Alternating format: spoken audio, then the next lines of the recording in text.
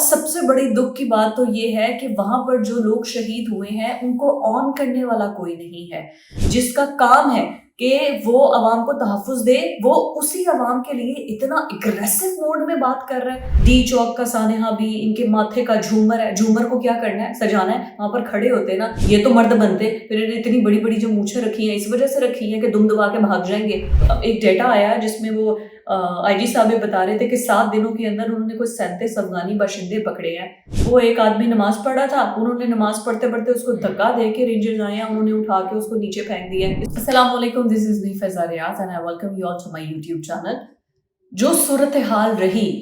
3 دن اسلام آباد کے اندر اور اس کو جس طریقے سے ہینڈل کیا گیا پولیس کی جانب سے، آئی جی اسلام آباد کی جانب سے، کمشنر اسلام آباد کی جانب سے، انٹیریئر منسٹر محسن نقوی کی جانب سے، سٹنگ گورنمنٹ کی جانب سے،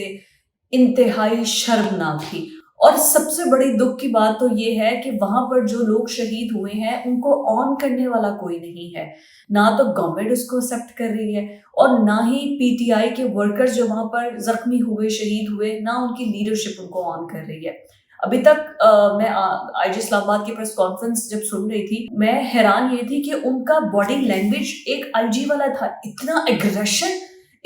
مطلب وہ اگر بات کر رہے تھے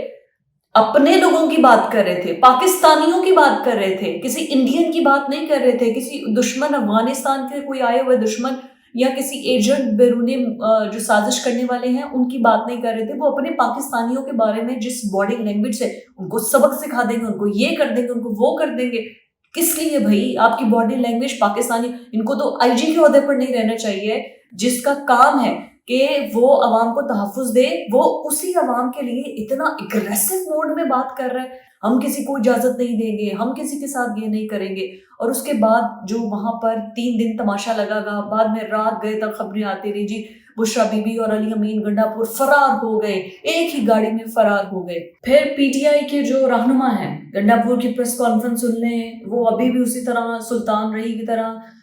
وہ لگا رہے ہیں اونچی اونچی بڑکیں، ایسے کر دیں گے ویسے کر دیں گے۔ بیرسٹر صاحب ہیں تو وہ کہہ رہی ہیں یہ سانحہ ماڈل ٹاؤن کی طرح، ڈی چوک کا سانحہ بھی ان کے ماتھے کا جھومر ہے، جھومر کو کیا کرنا ہے، سجانا ہے، وہاں پر کھڑے ہوتے نا۔ اور آپ بیشنگ دیکھیں سوشل میڈیا پر جیسے کر رہے ہیں علی امین گنڈا پور کی، کہ اگر ہم لوگ اریسٹ ہو سکتے ہیں، وہاں پر پروٹیسٹ کرنے والے اریسٹ ہو سکتے ہیں، وہ گولیاں کھا سکتے ہیں، تو ان کو بھاگنے کی کیا ضرورت ہے؟ چلے بشرا بی بی تو ایک خاتون ہے نا، خاتون کو تھوڑی اس طرح چھوڑ دینا تھا کہ مار کٹائی کے اندر وہ بیچاری کہاں خوار ہوتی رہی، یہ تو مرد بنتے، پھر اتنی بڑی بڑی جو مونچھیں رکھی ہیں اس وجہ سے رکھی ہیں کہ دم دبا کے بھاگ جائیں گے۔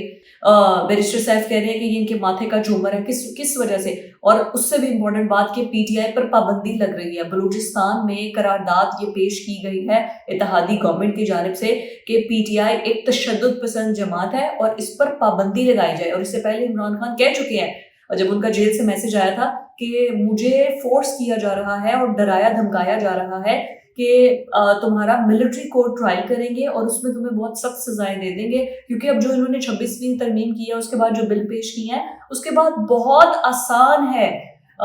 بانی پی ٹی آئی کو کسی بھی طرح سے سزا دینا، کیونکہ آلریڈی پہلے جب سزائیں ہوئیں پھر ان کی معطلی ہو گئی، پھر ضمانت ہو گئی، لیکن ان کو رہا نہیں کیا گیا، راتوں رات ایک نیا مقدمہ بنا دیا، اس میں ان کو جو اریسٹ وارنٹ جاری کر دیے گئے اور پھر وہ ابھی تک اڈیالہ جیل میں موجود ہے۔ یا پھر انہیں یہ کہا جاتا ہے کہ ٹھیک ہے آپ کو ہم اڈیالہ سے نکال کر کے پی کے کی جیل میں منتقل کر دیتے ہیں، وہاں پر آپ آرام سے رہیں، چہل قدمی کریں، آنا جانا باہر آپ جانے اور کے پی کی گورنمنٹ جانے،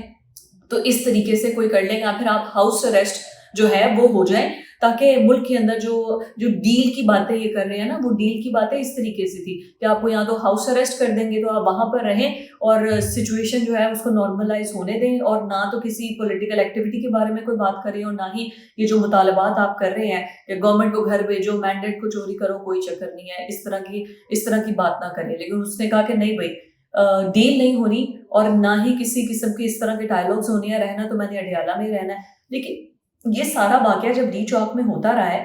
جو پاکستانی وہاں پر موجود تھے، جو اب ایک ڈیٹا آیا جس میں وہ آئی جی صاحب بتا رہے تھے کہ 7 دنوں کے اندر انہوں نے کوئی 37 افغانی باشندے پکڑے ہیں۔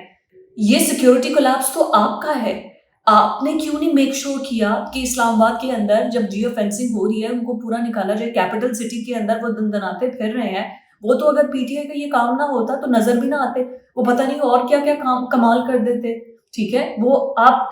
پہ سیکیورٹی کولیپس ہے. ٹھیک ہے، وہ پی ٹی آئی کے آفیشیل پیج پہ میں دیکھ رہی تھی، وہ کنٹینر کے اوپر چڑھ کے وہ ایک آدمی نماز پڑھ رہا تھا، انہوں نے نماز پڑھتے پڑھتے اس کو دھکا دے کے رینجرز آئے ہیں، انہوں نے اٹھا کے اس کو نیچے پھینک دیا ہے. گاڑیوں کو اتنی تیز رفتاری سے یہ لوگ جا کچھ چل رہے ہیں، گولیاں چل رہی ہیں. مطلب اس طرح کی صورتحال تھی رات کہیں پہ جب آپریشن ہوا کہ شاید کوئی ربڑ کی گولیاں ہوں گی، کوئی آنسو ٹیئر گیس تو چلو چل ہی رہے تھے نا، تو لیکن ڈائریکٹ فائرنگ اور وہاں پر لاشیں اور وہاں پر کسی کا سر پھٹا ہے، کسی کی ٹانگ میں گولیاں لگی ہیں، کسی کے سر میں گولیاں لگی ہیں، کسی نے جنازے اٹھائے ہوئے ہیں. مطلب وہ یہ اتنی ڈیڈ باڈیز کا کیا کرنا ہے. اور پھر ایٹ دی اینڈ حاصل وصول کیا ہوا پی ٹی آئی کے؟ یا تو پھر پی ٹی آئی کی لیڈرشپ بھی گرفتاری دیتی، وہ بھی کہتی کہ نہیں ہم نہیں کہیں جا رہے، وہ خود واپس ہری پور کے راستے چلے گئے، ان لوگوں کو مرنے کے لیے چھوڑ دیا. اب کیا؟ ڈی چوک کلیئر ہو گیا، کنٹینر سٹ گئے، راستے کھل گئے. اب کیا اسٹریٹجی کیا تھی؟ آپ ایک چیز امیجن کر سکتے ہیں کہ آپ ایک صوبہ ہے، ایک صوبے کے محدود وسائل ہیں، اگر آپ چاہتے بھی ہیں اٹیک کرنے کے لیے یا اگر آپ چاہتے بھی ہیں عمران خان کی رہائی کے لیے مطالبہ کرنے کے لیے، آپ کی کوئی اسٹریٹجی تھی کہ اگر حکومت نے ایک ریاست، ایک فیڈرل، ایک پورا اسٹیٹ آرگنائزیشنز، اتنی بڑی تعداد میں رینجرز، اتنی بڑی تعداد میں پولیس، اتنی بڑی تعداد میں ملٹری، ان لوگوں کو آپ کے چند جتھے کیا شکست دے سکتے تھے؟ کیا ریاست کو کبھی بھی چیلنج کیا جا سکتا ہے؟ ابھی تو یہ 9 مئی کی وجہ سے انہوں نے سیٹ پکڑی ہوئی تھی، ورنہ 9 مئی کے جیسا کوئی مزید تھوڑی زیادہ ہلچل ہوتی، یہ کنٹرول میں نہ آتے، تو چاہے کوئی بلڈنگ ڈیمیج ہوتی یا نہ ہوتی، چاہے کچھ ٹوٹا کہ نہیں ٹوٹتا، انہوں نے 9 مئی کا واقعہ دوبارہ ہونے سے بچانے کے لیے دوبارہ یہ سب کچھ انہوں نے یہ کر دینا تھا. اور ابھی بھی ہوا ہے، جو بھی آپریشن میں ملوث تھا انہوں نے یہی کیا نا، اسٹریٹ گولیاں مار مار کے سب کو بھگو دیا. لیکن اس سے بڑا سوالیہ نشان تو کے پی کے کی گورنمنٹ، یہ جو کہتے ہیں پشتون بڑے غیرت مند ہوتے ہیں، تو غیرت مند لوگوں کے لیڈرز ایسے ان کو چھوڑ کے چلے جاتے ہیں، مطلب ان کا کوئی پتہ ہی نہیں ہے. پہلے وہ 12 اضلاع گھوم گھوم کے آتے رہے ہیں، پھر اس کے بعد ابھی وہ گاڑی میں نکل گئے ہیں. مجھے تو یہ سمجھ نہیں آتی کہ ان کی اسٹریٹجی تھی کیا. ہم تب تک وہاں پر رہیں گے جب تک عمران خان کو باہر نہیں نکال لیں گے. لو اب کیا ہوگا، اب آگے کیا ہے، واٹ نیکسٹ؟ کیا دوبارہ سے احتجاج کی کال آئے گی؟ کیا دوبارہ سے کہا جائے گا کہ ہم دوبارہ ڈی چوک میں جا کر دھرنا دے رہے ہیں؟ بہت بری طرح یہ فلوپ ہوئے ہیں، پٹ گئے ہیں. اور سلیوٹ ہے ان لوگوں کو جو کہ خان کی وجہ سے یہاں پر کھڑے تھے، جو بھی عمران خان کے فینس تھے، ان کی فالوئنگ تھی، جو کہ اس کے کہنے پہ، کیونکہ ان کا ڈائریکٹ تعلق کوئی علی امین کے منہ پر نہیں آئے، کوئی